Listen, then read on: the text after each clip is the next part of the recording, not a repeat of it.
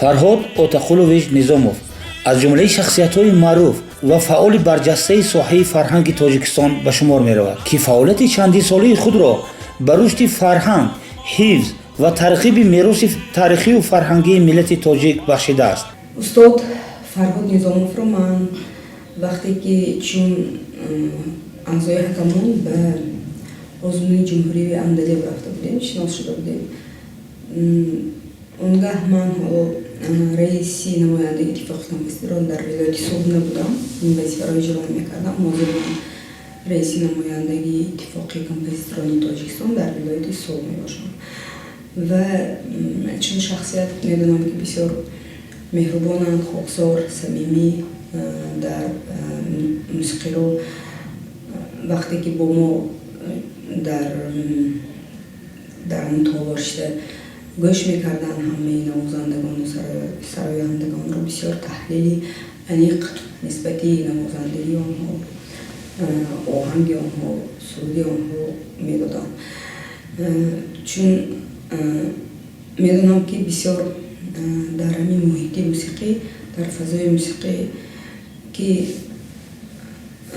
фаъолият бурданд, барои ҳамин ин бетаъсир намемонад, чун шахсият албатта одами вай чун бо як эҳсосот вақте ки суҳбат мекунед, албатта самимият дар гуфтори он кас дида мешавад.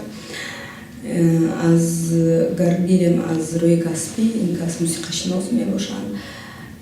Коллеҷи ба фикрам коллеҷи Душанбе, шаҳри Душанберо том кардам ва институти санъатро чун мусиқашинос хатм намуданд ва бисёр асарҳо барои фортепиано, труба, скрипка, виолончел эҷод карданд. Дар он ҷумла сюитаҳо, сюитаи хореографӣ бо ҳамроҳи Миратулла Атоев, Нарвори Панҷакент ва Кӯлишин ба фикрам эҷод карда шудааст аз ҷониби Фарҳод Низомов, устод Фарҳод Низомов. Барои ҳамин сурудҳо бисёр эҷод кардаанд ва албатта таъсири ҳамин мусиқии анъанавӣ дар ин шаҳри Панҷакент, чунки урфу одати худро дорад ва оҳанги ба худ хосро дорад, равии ташаккулёбии оҳанги ба худ хос ва ин албатта бетаъсир намудааст дар асарҳои устод Фарҳод Низомов. Вақте ки сурудҳои анъанавӣ, лаҳни сурудҳои анъанавӣ, зарбаш, сохтораш дар асарҳои мусиқии устод ҳис карда мешавад, дида мешавад. Вақте ки мо чун ҳакамон дар озмуни ҷумҳурии Тоҷикистон ватаниязи ман тӯли чанд сол боз равона мешавем ва шаҳру ноҳияҳо бо он кас во мехӯрем ва бевосита дар дигар чорабиниҳое ки ман дар он ҷо будам, ҳамеша устод Низомовро мебинам, ҳамсуҳбат мешавем ва нуқтаи назари худро нисбати озмун ё нисбати он чорабиниҳое ки мегузарад албатта мегӯянд, ҳамсуҳбат мешавем, бисёр хурсанд мешаванд. ҳамеша бо як хурсандӣ вай мегӯянд чун офтоб омадед ҳамсуҳбат мешавем, чӣ хел вақт мегузарад нафаҳмида мемонед бисёр, чунки одами вақте ки одам бисёр дар тӯли якчанд солҳо чунин синну сол дорад, албатта хиратмандии он касро дар суҳбат мебинед ва он кас ҳамеша ба шумо як насиҳат мекунад, насиҳати он касро ҳамеша бо як эҳтиромона қабул мекунад. Устод Фарҳод Низомов новобаста ба оне ки дар нафақаанд, ҳамеша бисёр фаъолона дар ҳамаи чорабиниҳои иттифоқ иштирок доранд. Масалан дар пленуме ки пленуми 85-солаги иттифоқи композиторон дар шаҳри Душанбе он кас буданд. Дар тӯли 3-4 рӯз мо ҳамонҷо будем. Душанбе бисёр дар ҳамаи консертҳое ки дар ҳамин нақшаи симпозиум гирифта шуда буд, он кас иштирок доштанд ва ҳамеша дар суҳбатем, дар муносибатем ба он кас мехоҳам умри дароз дар иҳота ҳамеша муҳаббати дӯстону наздикону набиравон фарзандон бошанд ва новобаста ба оне ки дар нафақаанд фикр мекунам муҳаббати худ нисбати мусиқиро ба он дар фарзандони худ, дар насли худ, дар шогирдони худ пойдо месозад. фарҳод низомов 14 марти соли 1948 дар шаҳри бостонии Панҷакент ба дунё омадааст. Падари ӯ Низомов Отахул, ки солҳои 1918-1987 умр ба сар будааст, омӯзгор, корманди ҳизбӣ ва давлатӣ буда, ҳамчун муаллими хизматнишондодаи ҷумҳурии Тоҷикистон шинохта мешуд. модараш Низомова Мунаввар соли таваллудаш 1924 соҳибхоназан буд. Фарҳод Низомов таҳсилоти ибтидоии худро солҳои 1955-1962 дар мактаби миёнаи таҳсилоти миёнаи умумӣ рақами 3 ба номи Крупскии шаҳри Панҷакент гирифтааст. соли 1962 ба омӯзгоҳи мусиқии шаҳри Душанбе дохил шуда, соли 1968 онро бо ихтисоси омӯзгори фанҳои назарии мусиқӣ хатм намудааст. пеш аз ҳама ман мехостам ёдовар шавам ки он фазое ки мо имрӯз насли имрӯз зиндагӣ дорем, ҳаёт ба сар мебарем, фаъолият мекунем, ин пеш аз ҳама хизматҳои асосгузори сулҳу ваҳдати миллӣ, пешвои миллат, президенти ҷумҳурии Тоҷикистон Эмомалӣ Раҳмон мебошад ки мо ба ҳамин рӯзҳои нек расидем. мо ҳам дар давраи шӯравӣ кор кардем, ҳам дар давраи истиқлолият. ва дар давраи шӯравӣ ман ки дар он вақт мудири шӯъбаи фарҳанг будам, муддати 10 сол мо ҳаракат мекардем ки санъату фарҳанг дар Панҷакент дар сатҳи баланд бошад, дар сатҳи касбӣ бошад. чунки дар он вақт аксарият ҳунармандон ҳаваскор буданд, бемаълумот буданд ва барои баланд бардоштани сатҳи касбияти онҳо дар чорабиниҳое ки дар ҷумҳурӣ мешуд, масалан Бӯстон, Андалеб, дигар чорабиниҳо мо даъват мекардем мутахассисои беҳтарини Тоҷикистон аз Душанбе меомаданд. мана композиторои маъруф Шаҳиди Зиёдо Муқаддасов, Сайфиддинов, Дӯст Маҳмадов ба Нишонов Зокир ба Панҷакент омада барои тайёр омода намудани ҳунармандон кӯмаки худро мерасонанд. аз он ҷумла мутахассисони соҳаи хор Муллоқандов, Авнер Кӯинич ва Холмамад Маҷидов, балетмейстерҳо, устодони рақс Азиза Азимова, Сталина Азаматова, Рима Бакал, Ҷамила Охонова омада ба ҳунармандои Панҷакент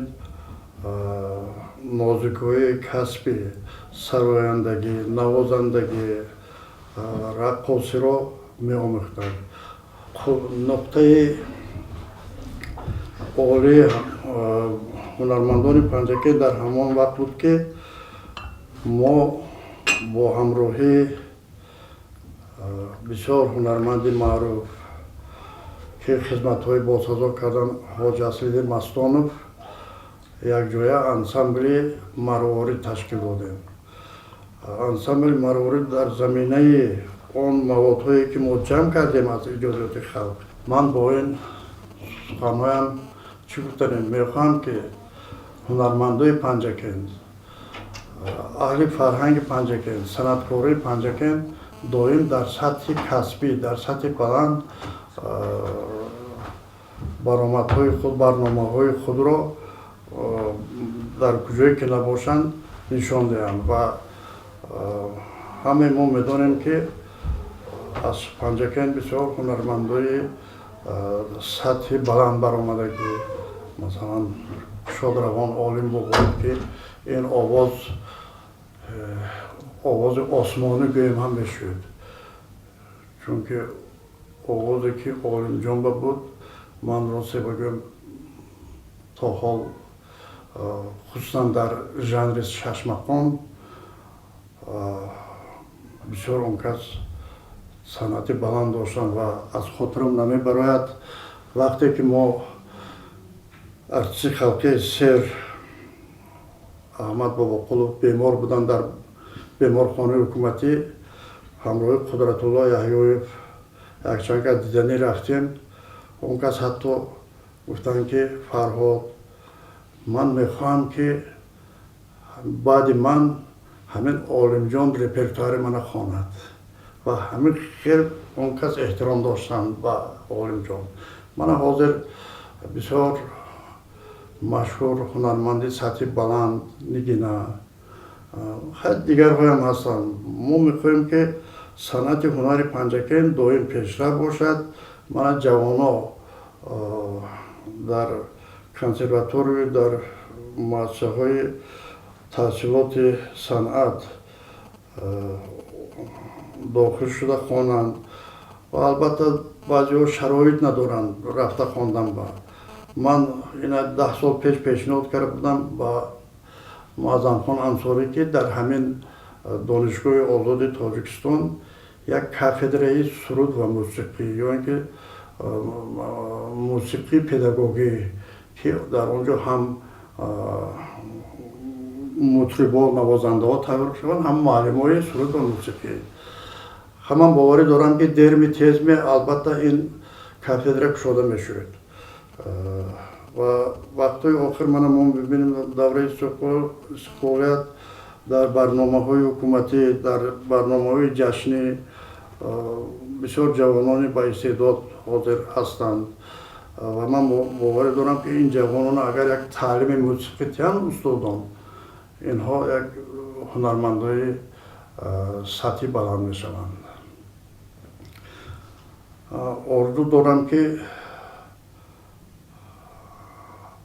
дар Панҷакент як театри мусиқими ё филармонии халқими кушода шаваду ташкил карда шаваду ҳамин ҷавонҳои соҳибистеъдод дар он ҷо ҳунари худро нишон диҳанд ва дар ҳамин замина албатта якта театрам даркор.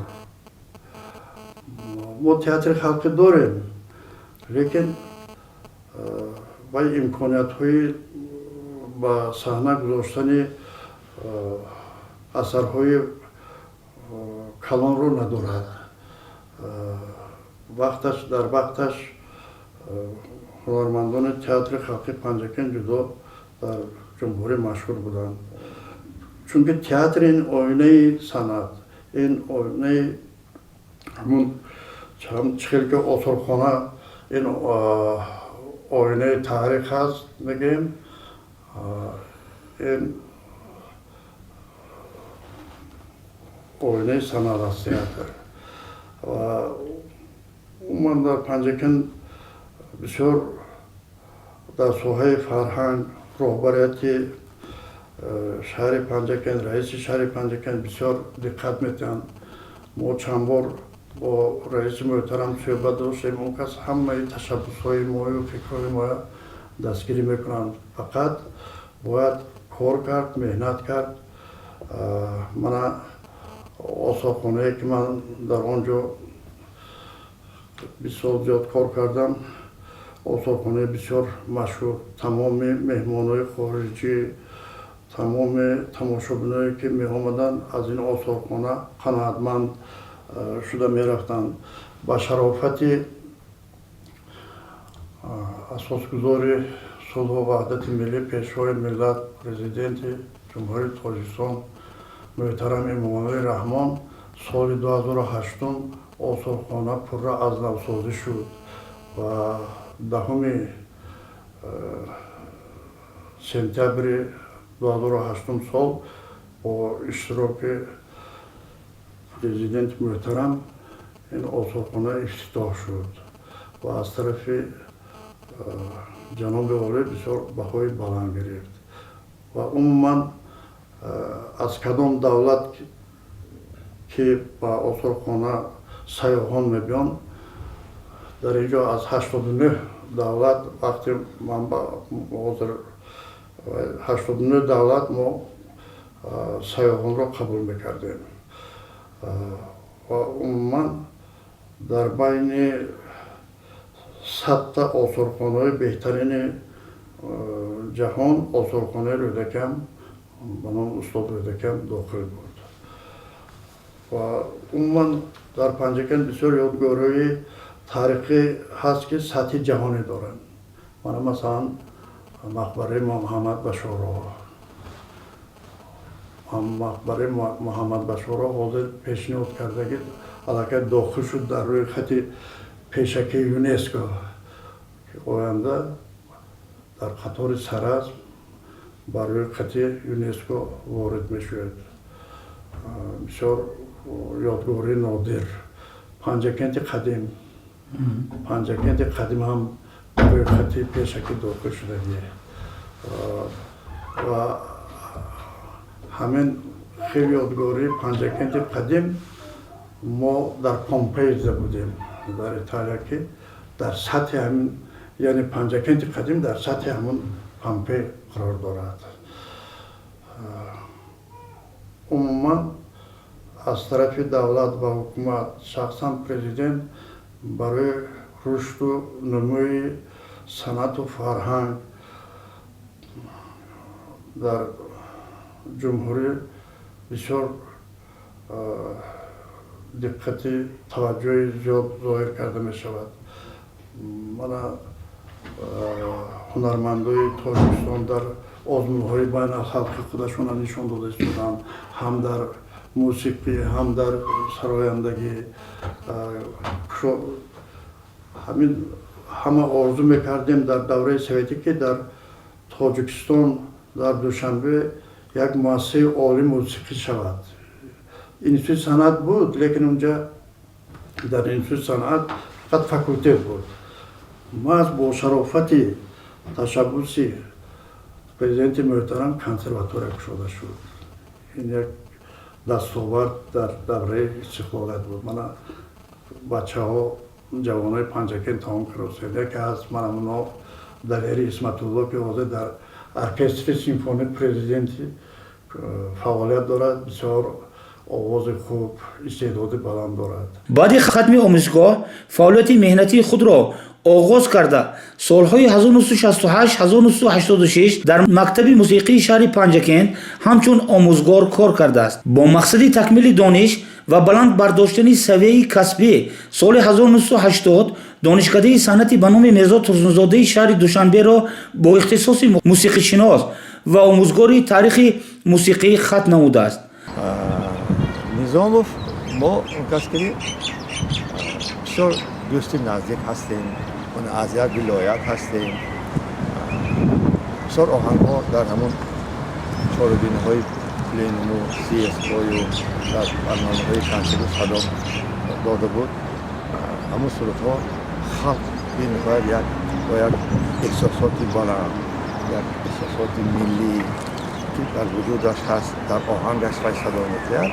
همین چیزها در همون آهنگ‌های وی شنیده می‌شود. یعنی ملی تاجیکی بودگیش حس کرده می‌شود.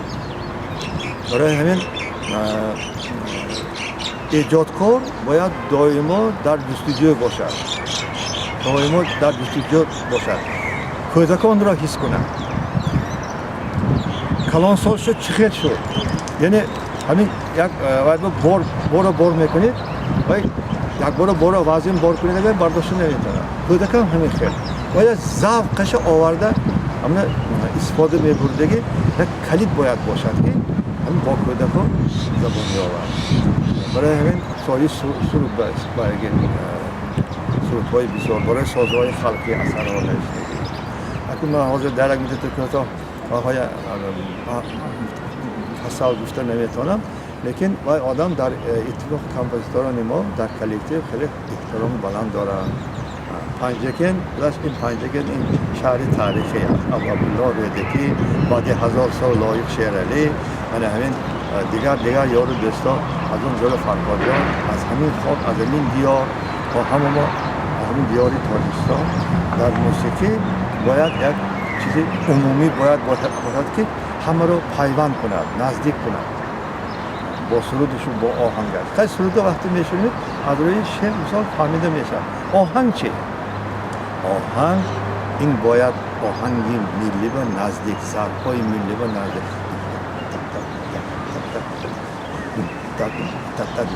این ضرب‌های حوض میکنه. همین 40 کلی ضرب کلی من حاضر همین آهنگ‌های استفاده بودی سالیم. اما آهنگ همین ضرب‌ها کلی باید مضمون خود را با خلق و همون جوانان باید همین خیلی آهنگ‌ها در اون کس بسیار شنیده میشه. من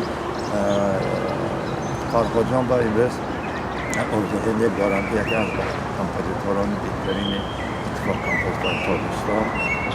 پیش از همه سلامتی، بردوام، ایجاد بلند و عائله‌شان ریم صحت سلامت باشند، اهل عائله‌شان سلامتی، همین دیدگاه رو من وقت شب درست.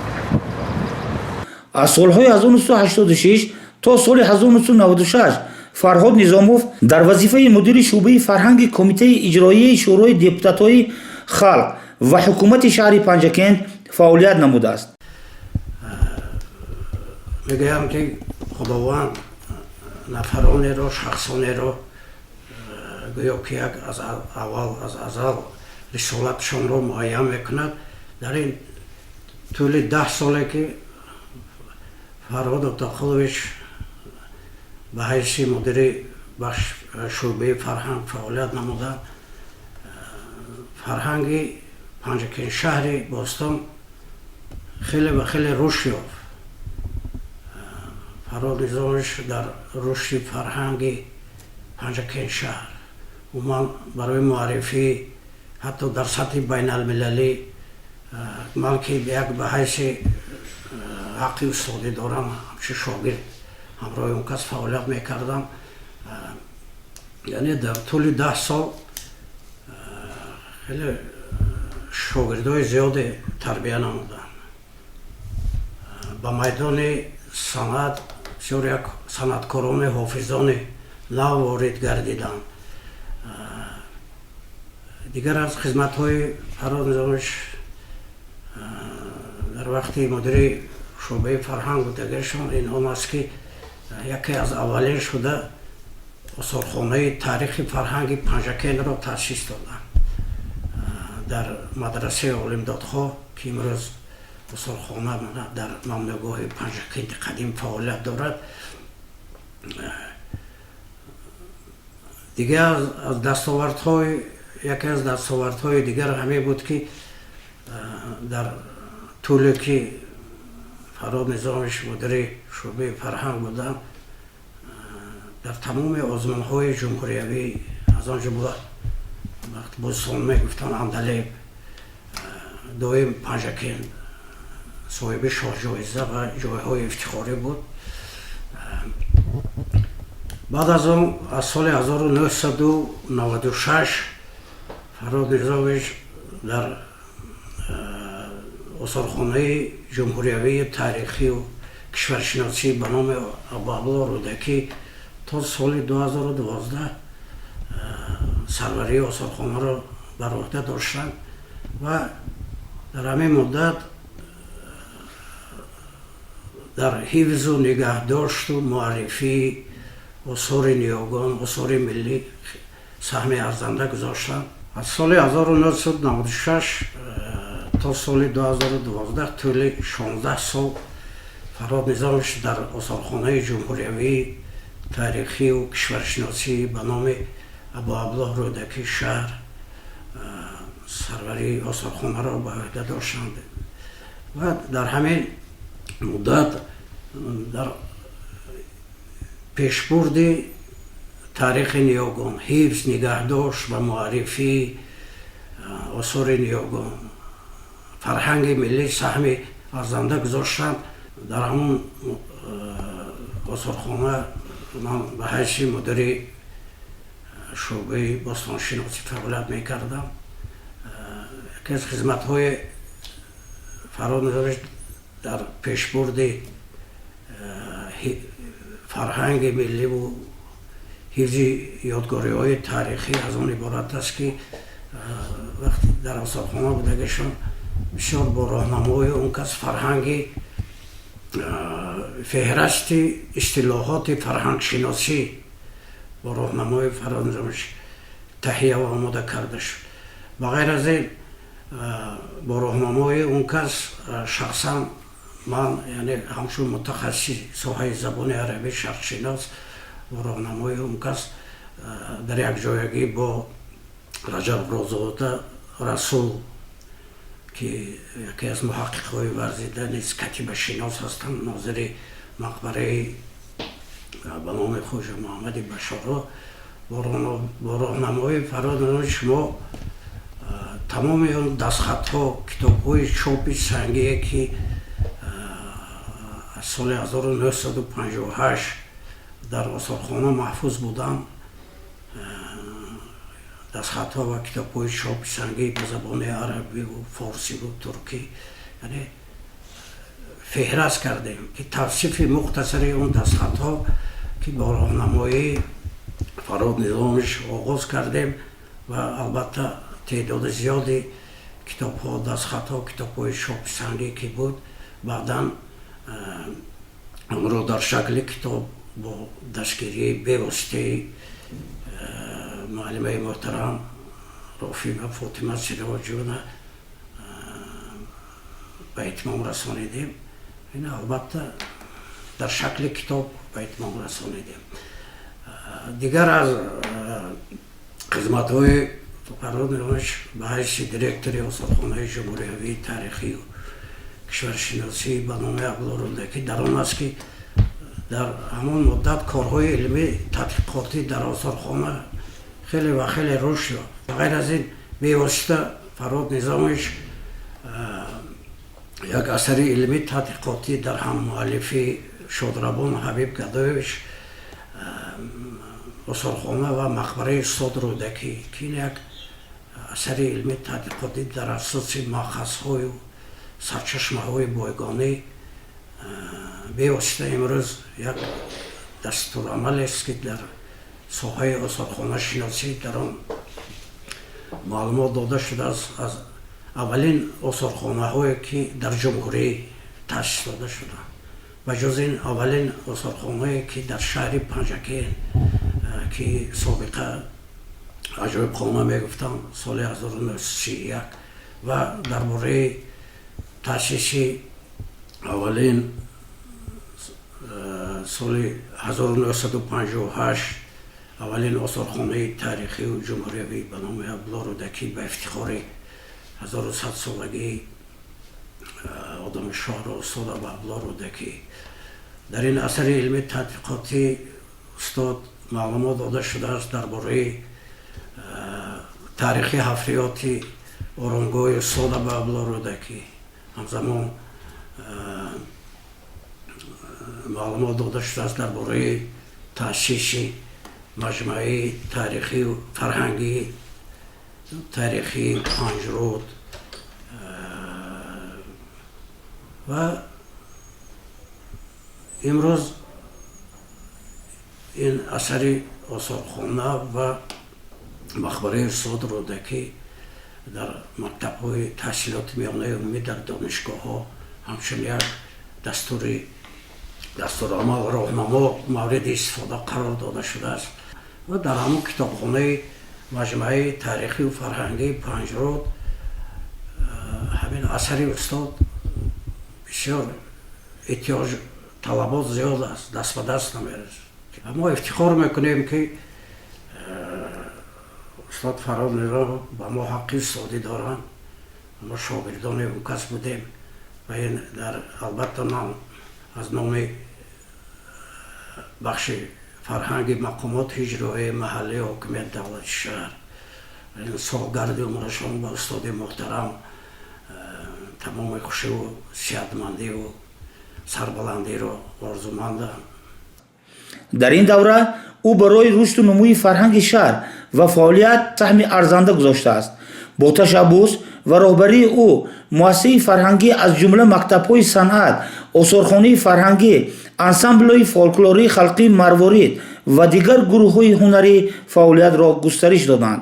من فرقت مستانوف رهبر انسامبل فولکلور اتنوگرافی مروارید، فرزند حاجی اصلی مصنف می باشم. سالهای دراز است که از سال 2022 در عهده دارم همین انسامبل. با فرهان نظاموف سالهای طولانی ما کار کردگی با اون کس. اون کس ما نظم میدانیم، ما دوستی اویلوی هم داریم با اویله هاشون، با خودشان. بسیار رهبر نکته سنج، بسیار رهبر حلیم، رهبر آرام، رهبر دانا می باشند. این قطعی اون کسی کار کردگی میداند. عموما فرهان نظاموف وقتی که فرهنگ پنجکین در ریسپوبلیک زبان بگیرند، یکم فرهان نظاموف خاطرشون بیارن که همه آدم تلفن بکنن و با وسعه آدم یگان آدم فرهنگی میابند. از او میپرسم، مصلحت میکنم آدم چی خیل چگونه باشد. مصلحتگری تمام حافظا.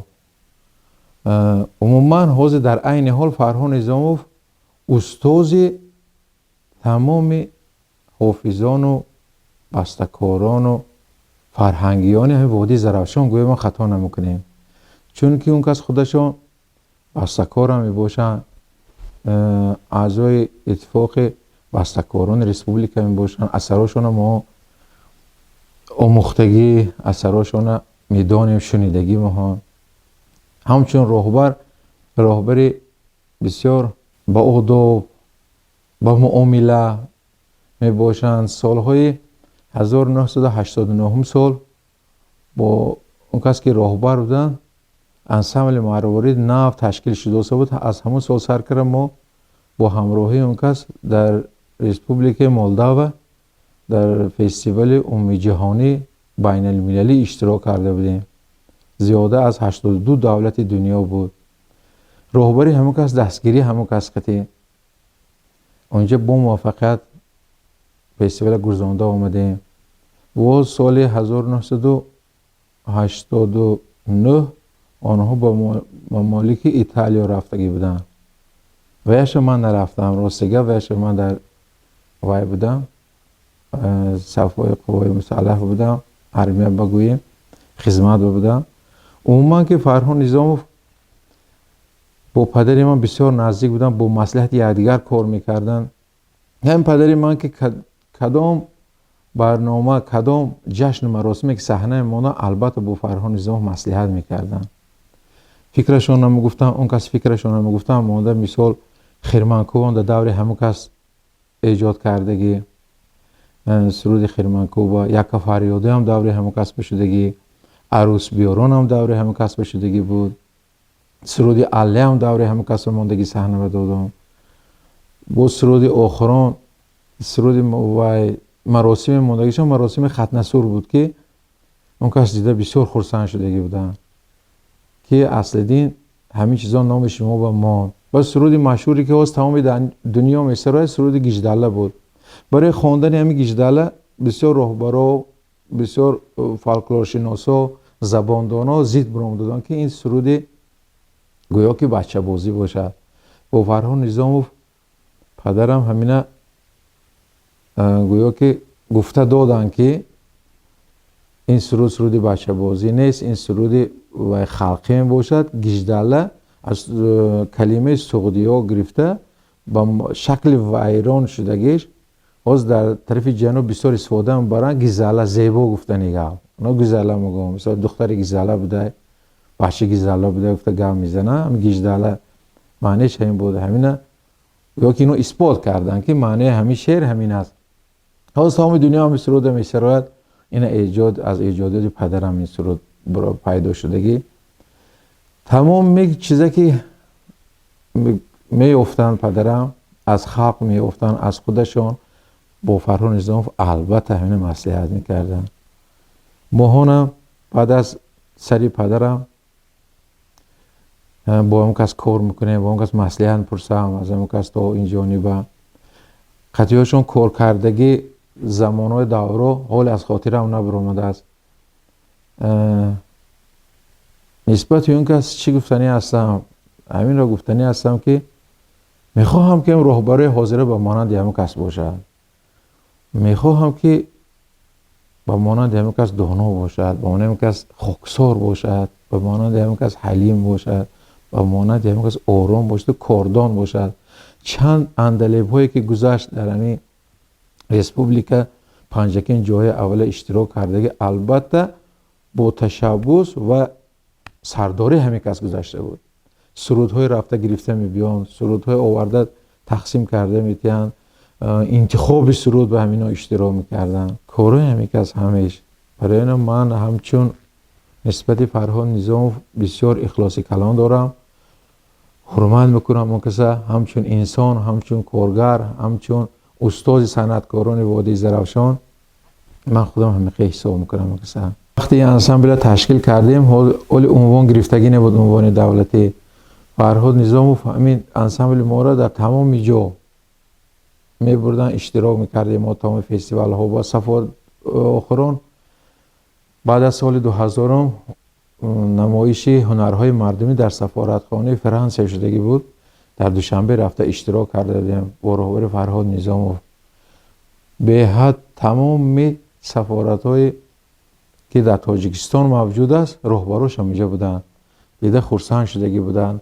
همین که تشبث همین کس خدیم انسامبل با رهبری همین کس گویم خطا نمیشد، انسامبل عنوان گرفت و مشهور شد و کار از مهم بود با آدمی در کار که ویا بسیار معرفی کردن گیرد تمام جوابا. همچنین در همین دوره هنرمندان و دسته های ایجادی شهر پنجکین در فستیوال ها و چهاربینی های ناحیوی، ولایتی، جمهوریوی و بین المللی شرکت ورزیده با برنامه های رنگین خود برآمد نموده سزاوار جایها گردیدند. از سال 1996 تا به نفقه برآمده‌اش او وظیفه دیرکتوری مؤسسه دولتی آثارخانه جمهوریوی تاریخی و کشورشناسی به نام ابا عبدالله رودکی را در شهر پنجکین به عهده داشت.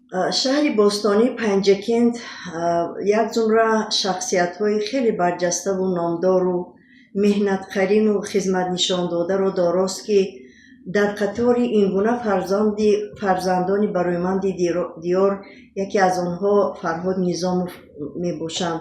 استاد نظاموف را من از آوان جوانی می شناسم و دوره هایی که اندلیب آزمون جمهوریوی اندلیب که آن وقتا بستان نام داشت، ما جوان دختران شرکت می‌ورزیدیم، در نامره خوری عمومی اشتراک می‌کردیم و استاد نظاموف همچون دیریژور همین سرود عمومی را اداره می‌کردند و اونگاه ما می‌دیدیم که چگونه یک جوانی بودند که عاید فرهنگ و تمدن شهر باستانی پنجکین خیلی غمخوار و مهربان و کار نشان داده بودند و امروز با یک افتخارمندی گفته میتوانم که استاد فرهاد نظاموف در پیشبردی فرهنگ شهر پنجکین در رشد و نموی آن خیلی سهم باسزا دارند و تا امروز مسئولیت و مشورت هایی که از عاید بلند برداشتن فرهنگ شهر پنجکین و فعالیت عموما صنعتکاران سهم استاد نظاموف خیلی بزرگ است و تمام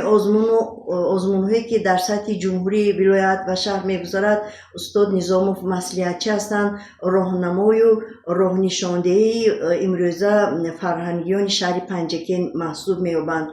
و من وقتی که به آثارخانه جمهوریوی تاریخی و کشورشناسی به نام استاد ابا عبدالله رودکی شهر پنجکین همچون دیرکتور تعیین شدم و راست گپ آن وقت من آنقدر فعالیت مهنتی خودم عاید آثارخانه داری مکمل نبود و من فکر میکنم که سهم استاد نظاموف در درست بر راه ماندن فعالیت من در همین آثارخانه خیلی خدمت‌های شایان کردند که من از استاد خیلی منتدار هستم. استاد نظاموف در جابجاگذاری اشیاءهای تاریخی در آثارخانه عموما در آبروی و بلند برداشتن آبروی و نفوذ آثارخانه جمهوریوی به نام استاد رودکی سهم خیلی بزرگ دارند.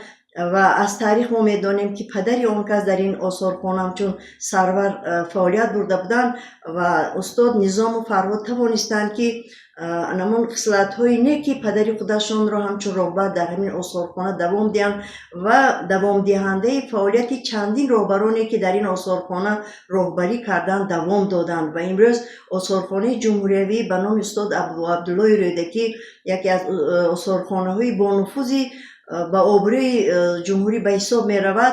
در این جاده سهم استاد نظاموف خیلی کلان است و فکر می کنم که امروز هم تمام چهاربینی‌های فرهنگی که در شهر پنجکین برگزار می گردد فرهنگیان از مصلحت و مشورت های استاد خیلی بهره‌ور هستند، استفاده می کنند و مصلحت های مفید خود را آیدی به صحنه گذاشتن چندین چهاربینی‌های فرهنگی هم در ورزشگاه‌های مرکزی و اومد چهاربینی‌ها آن کس مصلحتگر و راهنمای شاگردان می باشند.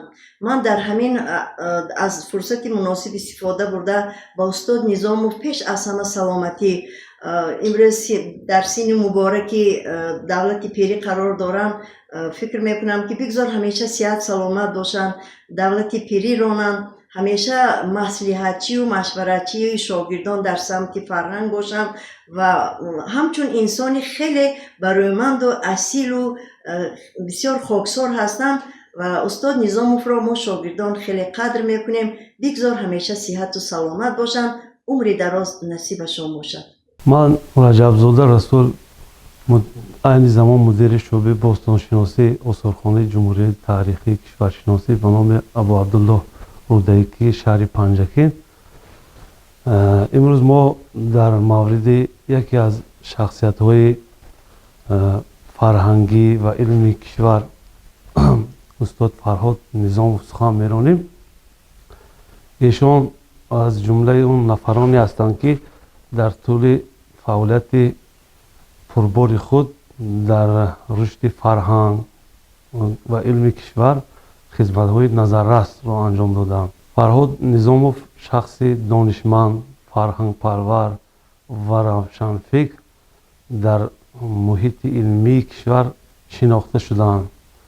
اندیشه‌های استاد فرهاد نظاموف در مسائل تاریخ، فرهنگ و حفظ ارزش‌های ملی روانه گردیده.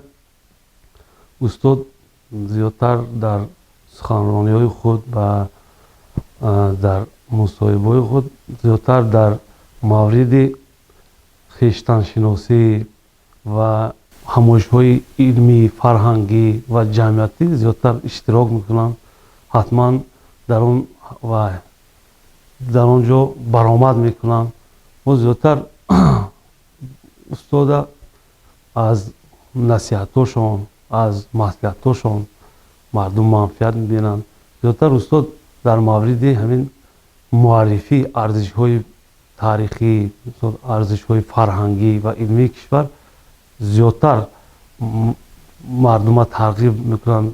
مثلا اما کارمندای آثارخانه زیادتر هر تشریفش آمد که همین زیادتر همین ارزش‌ها در سطح جمهوری، در سطح جهانی معرفی گردند. سال 2008 در رفته برگزاری 1050 سالگی استاد ابو عبدالله رودکی از نو تحریزی و از نو تعمیر نمودن آثارخانه جمهوری کشورشناسی به نام عبدالله رودکی شهر پنجکین اصلا توصیف نمایم استاد ساعت‌ها گپ زنیم کم در حق استاد. در دوره رهبری او فعالیت آثارخانه به مرحله نوی رشد قدم گذاشت. تالارهای آثارخانه از نوسازی گردیده، کارهای آبادانی و تعمیر بنای اساسی انجام داده شدند.